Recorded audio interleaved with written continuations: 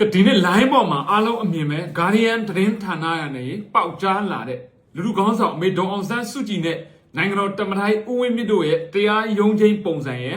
နောက်တစ်ခုကလူလူကောင်းဆောင်ဒေါ်အောင်ဆန်းစုကြည်ရဲ့တနေ့တာမနေ့4နာရီအဲ့ရထားပြီးတော့ညနေည8နာရီအထိတနေ့တာလှုပ်ရှားမှုပေါ့အဲ့ဒါ2022ခုနှစ်ဩဂတ်လနဲ့ဒီဇင်ဘာလကအရာတွေကိုအခုမှပေါက်ကြားလာတာအဲ့ဒီပေါ်မှာပြည်သူလူထုရဲ့စိတ်ဝင်စားမှုတော်တော်မြင့်တက်နေတယ်နော်ဒီဗီဒီယိုဖိုင်လေးကိုအရင်ကြည့်ရောပါတရားခွင်မှာတွေ့ရတဲ့လူလူကောင်းဆောင်ပေါ့တကယ်တော့ဝမ်းနေတယ်ဗျာမတွေ့ချင်ဘူးနော်နာကြီးတယ်ခံပြင်းတယ်သူတို့ဘာတွေတွေ့ရလေဒေါရတွေကအလိတ်ထွက်နေပဲကြည့်ပါပါနော်ဗီဒီယိုဖိုင်အရင်ကြည့်ပါဒါအားလုံးလဲကြည့်ပြီးသားလူတွေကြည့်ပြီးသားဖြစ်မှာပါမကြည့်ရသေးတဲ့လူကြည့်လို့ရအောင်လို့ဒီမှာနော်မေစုနဲ့ဦးဝင်းမြင့်အော်ဒီအရွယ်အဖိုးဖွားတွေအရွယ်ဖြစ်တာလားတိုင်းပြည်အတွက်အပြစ်တစ်ချက်မရှိဘဲနဲ့တိုင်းပြည်ကိုအစွန့်လွတ်အနစ်နာခံပြီးလှုပ်တဲ့လူတွေကိုထောင်ထဲထက်မတရားဖမ်းဆီးချုပ်နှောင်ပြီးတော့တိုင်းပြည်ရင်ခိုးဆိုးလူရဲ့အာဏာပြနေတဲ့ကောင်တွေကတိုင်းပြည်ရဲ့ပလင်ပေါ်တက်လူဘာဝနေတယ်ဘလောက်နာကြီးကိုကောင်းလဲဆိုတော့စဉ်းစားကြည့်နော်မြင်ရတာစိတ်မကောင်းစေတာ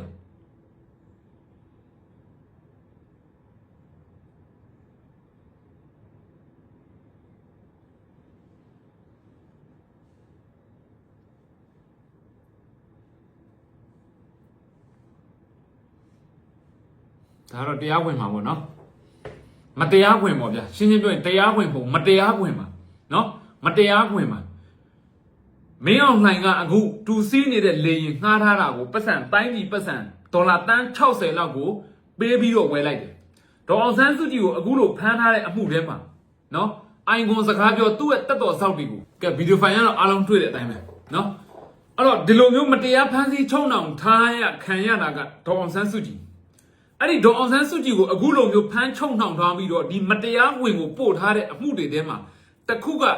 စကားပြောတဲ့အိုင်ကွန်ဆက်သူ့ရဲ့တက်တော်ဆောက်တွေမှာရှိလို့တဲ့ခင်ဗျားတို့တွေ့မှာပါရွာတွေမှာနှလုံးသုံးလုံးကင်နဲ့ချဲတိုင်နှလုံးထိုင်နော်တစ်ချိန်ကကျွန်တော်လည်းချဲကင်နှလုံးကင်ဘူးတယ်နော်ဒိုင်မှာအထိုင်ဆက်နဲ့ထားရတယ်ဂုတ်စီးဆိုတော့အခုနယ်တွေမှာဂုတ်စီးတွေထားတယ်အဲ့ဂုတ်စီးရတဲ့ကော်မရှင်လက်ခွဲတွေထားတာအဲ့ဒီဂုတ်စီးတွေကစကားပြောဆက်တိုင်ထောင်ပြီးတော့ဒီကအထိုင်နဲ့လက်ချတင်တာအခုခေတ်ဆိုတော့အင်တာနက်ခေတ်ဆိုတော့အင်တာနက်နဲ့တုံးပြလိမ့်မယ်အရင်ခေတ်ကစကားပြောဆက်တွေအထိုင်ဆက်တွေနဲ့ကင်တာတာမန်ရဲစင်မပြောနဲ့နော်အဲ့လိုနေထိုင်လုံနေတဲ့တိုင်းပြည်မှာတိုင်းပြည်ရဲ့အမြင့်ဆုံးအတိုင်းပြည်ခံပုတ်ကိုယာဒူးကိုယူထားတဲ့လူတယောက်ကတက်တော်ဆောက်အဲ့တက်တော်ဆောက်ကဘယ်ရလူတွေဆိုတော့သူတို့စစ်တပ်ကချပေးတဲ့ပြည်ထောင်ဝင်ကြီးအောက်ကလူတွေအဲ့ဒီစစ်တပ်ကချပေးတဲ့ပြည်ထောင်ဝင်ကြီးအောက်ကလာတဲ့ရဲတွေရှိမှာစကားပြောဆက်ရှိလို့တွင်းကုန်ထုတ်ကုန်အမှုနဲ့တရားစွဲတယ်ရဟတ်ရီကိုငှားထားတယ်တိုင်းပြည်ရဲ့တဘာဘေးအန္တရာယ်အခုလိုမျိုးနာဂစ်လိုမျိုးနော်ငလင်ဘေးလိုမျိုးတခုခုဘေးအန္တရာယ်ဖြစ်ရင်လူကြီးတွေအချိန်မီတွားလို့ရအောင်ဒီကျမ်းမာရေးစောင့်ရှောက်မှုတွေအချိန်မီလုပ်လို့ရအောင်ဆိုပြီးတော့ရဟတ်ရီကိုမဝယ်နိုင်လို့ငှားထားတယ်နော်သူတို့ပြောလိုက်တဲ့ဟာတော့တွက်ပြလိုက်လို့ရှိရင်ငှားတဲ့ပတ်စံဝယ်တဲ့ပတ်စံထဲအောင်ပို့ပြီးတော့များတယ်ပေါ့ဘလို့တွက်လဲတော့ပြောမတတ်ဘူးနော်သူတို့တွက်လိုက်တာအဲ့ဒီငှားထားတဲ့ဟာကိုအချိန်ပြည့်အောင်မတုံးလို့အမှုဖွင့်နေတယ်ဒါပေမဲ့အခုမင်းအောင်နိုင်ကတူငှားစီးနေတဲ့လေရင်ရဟရင်တော့မဟုတ်ဘူးလေရင်ကိုခရီးတဲ့ဒီအရက်သားတုံးလေရင်အပြည့်မှတ်ပုံတင်ပေးတဲ့ကောင်ကတင်ပေးတယ် MAI ကတင်ပေးပြီးတော့ဘာလုပ်လဲဆိုတော့မင်းအောင်နိုင်ကအခုကိုဒေါ်လာတန်း60တဲ့ဝယ်တယ်အဲ့ဒီဒေါ်လာတန်း60ကမင်းအောင်နိုင်အမေဖာဓမ္မဖာခံထားတဲ့ငွေတွေလားဟမ်သူမေကဂျူလှကလမ်းဘေးမှာဖာကုန်းခံပြီးတော့စုထားတဲ့ငွေတွေလားကဲမင်းအောင်နိုင်တဲ့ဂျူလှစစ်သေးစောက်ဝင်တဲ့စောက်ခွက်ကဘယ်စောက်ခွက်လဲဘယ်နိုင်ငံမှလည်းနိုဘယ်ဆုလည်းရခဲ့တာမဟုတ်ဘူးဘယ်တိုင်းပြည်မှလည်းဆုရခဲ့တာမဟုတ်သူ့ကသူစုပေးပြီးသူ့လက်ဘက်သူခွေးလက်ဘက်ဆွတ်တဲ့ကောင်မျိုးဟမ်သူများစုပေးလို့ချမ်းသာလာဆိုအောင်သူများတွေကြည်ညိုလို့ပေးရဆိုအောင်ဟမ်ဒီတိုင်းပြည်ကအဂတိမှုနဲ့မှမကြီးပွားမချမ်းပါရင်အဲ့ဒီခွေးသားမှချမ်းသာမဲ့ဟာရှိလားဟမ်သူ့ရဲ့ကိုယ်ပိုင်ပတ်စံနဲ့စောင်းလုပ်တဲ့ဟာမှအတုံးပြရမယ်ဆိုအဲ့ကောင်စောက်ထားတဲ့အိမ်နာဘိုးတော်မရှိဘူးချီးတော်ပါလို့ရတဲ့ကောင်မျိုးမဟုတ်ဘူးအဲ့တော့အခုကြည့်ဒီတရားဝင်ဟာမျိုးအဲ့တော့ဒီတရားဝင်နဲ့ပတ်သက်လို့ဘာမှဝိဝါဒမများနဲ့ဒါ2022ကဗီဒီယိုဖိုင်ထုတ်ပြန်နေလို့ထုတ်လာတာခင်ဗျားတို့လှုပ်ချင်လို့ထုတ်လာတာအာယုံလွှဲချင်လို့ထုတ်လာတာရှင်းရှင်းလေးစောက်ပြီးစိုက်ကြမလို့အခုဒါ2022မှာတွေ့ရတဲ့ လူလူကောင်းဆောင်အမေဒေါ်အောင်ဆန်းစုကြည်ရဲ့ပုံစံတမထိုင်းဦးဝင်းမြင့်ပုံစံအခု2025ခုနှစ်ရောက်နေပြီဘလို့ပုံစံနေရတယ်ဘလို့ပုံစံရင်ဆိုင်နေရတယ်ကျမ်းမာရေးဘလို့ပုံစံဆိုတာဘယ်သူမှမသိဘူးအဲ့တော့ကျွန်တော်တို့ကဝိဝါဒတွေကွဲပြီးတော့အာယုံတွေဝေဝါးကမဲ့အချိန်မဟုတ်ဘူးအခုဒေါ်အောင်ဆန်းစုကြည်အသက်80ပြည့်မွေးနေ့ရက်နီးလာပြီဒီဗီဒီယိုဖိုင်ချိန်ကိုက်ထွက်လာတယ်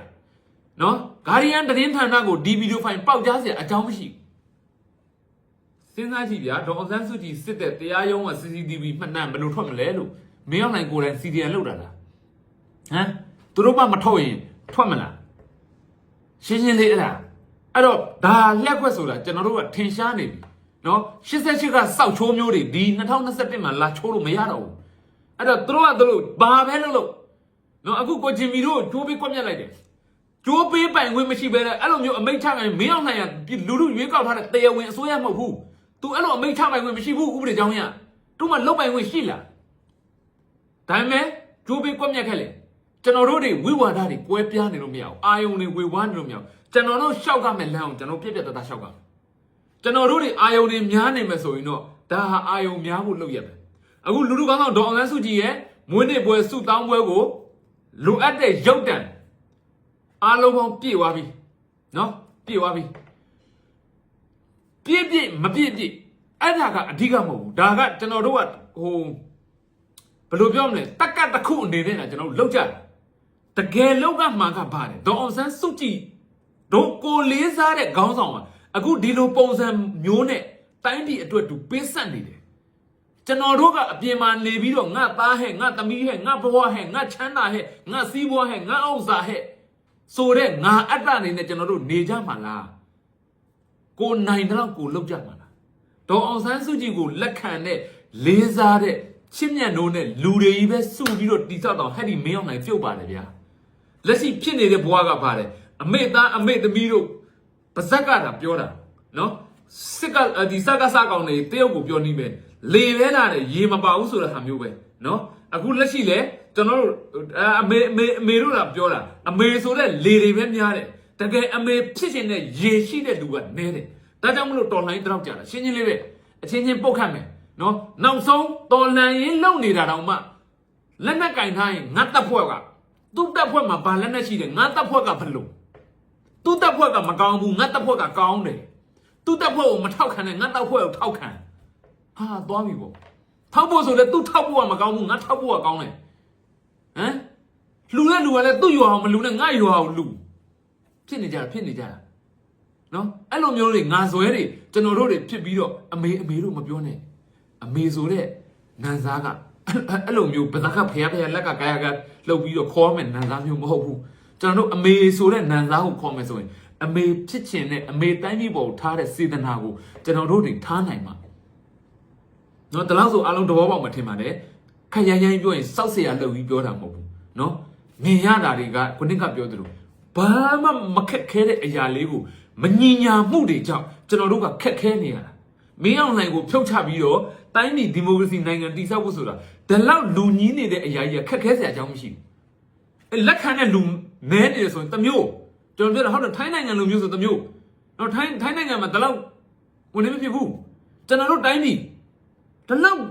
်အမေဆိုတော့ခေါ်တဲ့လူဦးရေတော့တွက်ကြည့်ဘယ်နှတန်းလဲဒါပေမဲ့လွယ်လေးအရာကိုဘာဖြစ်လို့လဲမညီညာလို့ပါဇက်ကပြောတာတော့မလုပ်ကြလို့ကျွန်တော်တို့တွေခက်ခဲပြီးတော့ကြာညောင်းနေတာနော်အဲ့တော့ဒီဗီဒီယိုဖိုင်နဲ့ပတ်သက်လို့